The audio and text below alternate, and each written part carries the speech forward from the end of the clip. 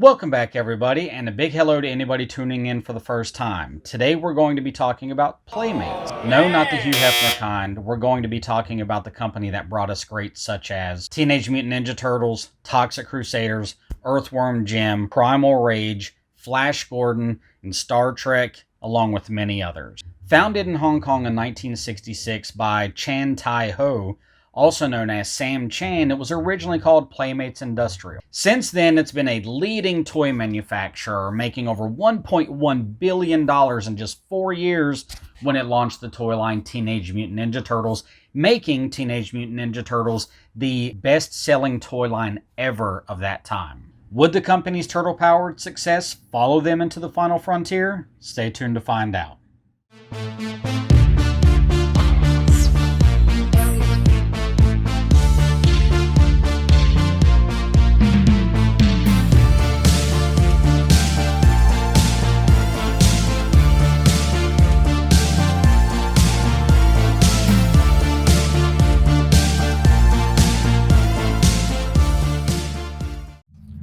One of my childhood dreams was to walk on the bridge of the USS Enterprise, to be among the ranks of those such as Captain Picard, First Officer Riker, and Lieutenant Commander Worf, to talk at length with Data, and to explore engineering with Geordi LaForge, to travel to the unknown and beyond, to encounter beings such as Q, to know what it feels like to be beamed to a planet on an away team and safely back.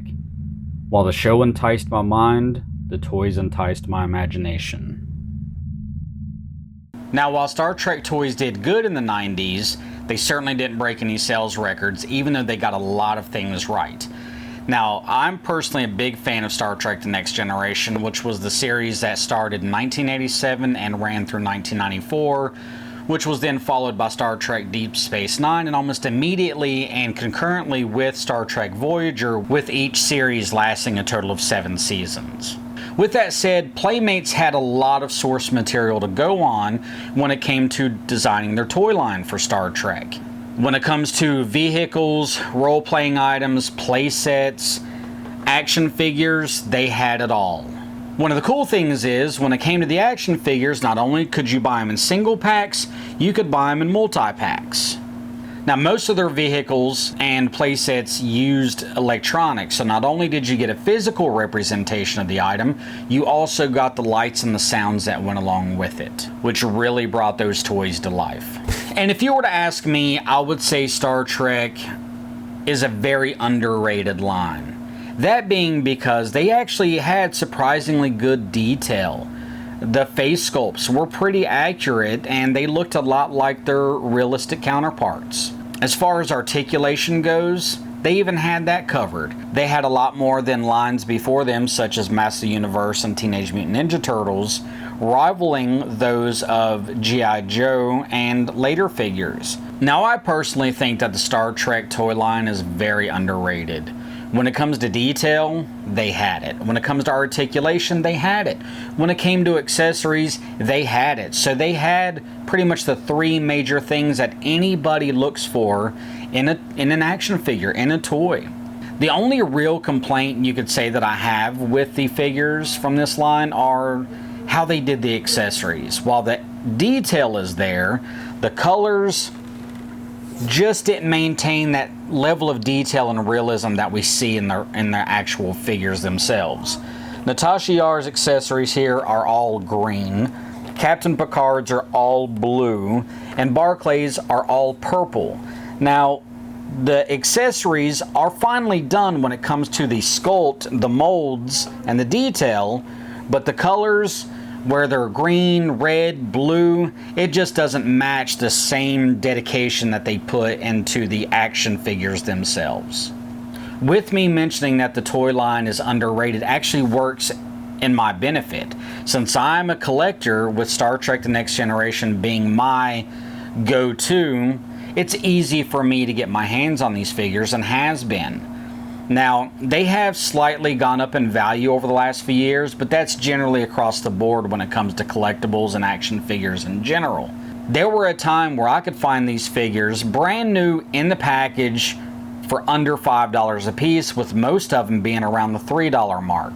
About 6 years ago, when I had my flea market booth, another smaller booth was closing its doors and they offered to sell me their inventory. I went to their storage unit, met up with them, we talked.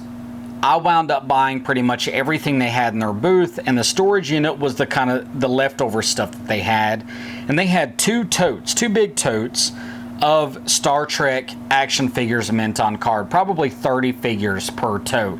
I bought both totes for 20 bucks cash. That was a steal. $20 for 60 figures, that's a no-brainer. Even if they are peg warmers, it was enough to stock some of my shelves, give people an option, and for me to keep some for myself. And the cool thing is we're about to see new life being breathed back into the Star Trek universe from Playmates Toys, as it has been recently announced at StarTrek.com that they have reacquired the license for Star Trek, and they have teased a lineup that covers the Next Generation, Discovery, and Picard. I'm pretty excited about that news personally, as I would love to get my hands on some figures from Discovery. I like the show personally. I've enjoyed it. I'm on season 3, so I'm not fully up to speed, but so far so good. I've got a few qualms about how they did Picard, but even so, I'm glad to see that the franchise is still alive. So let's hope that 2022 brings great things back to Playmates from the Star Trek universe.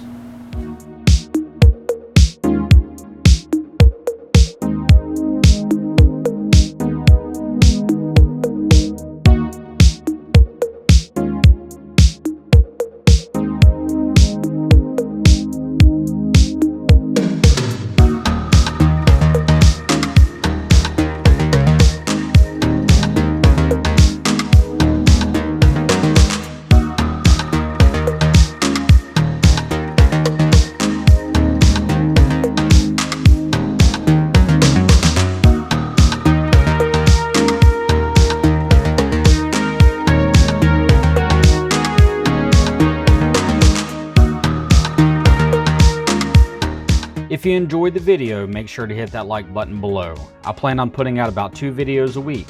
If you think this channel is for you, make sure to subscribe. Thanks for watching. This is EF Toybox signing off.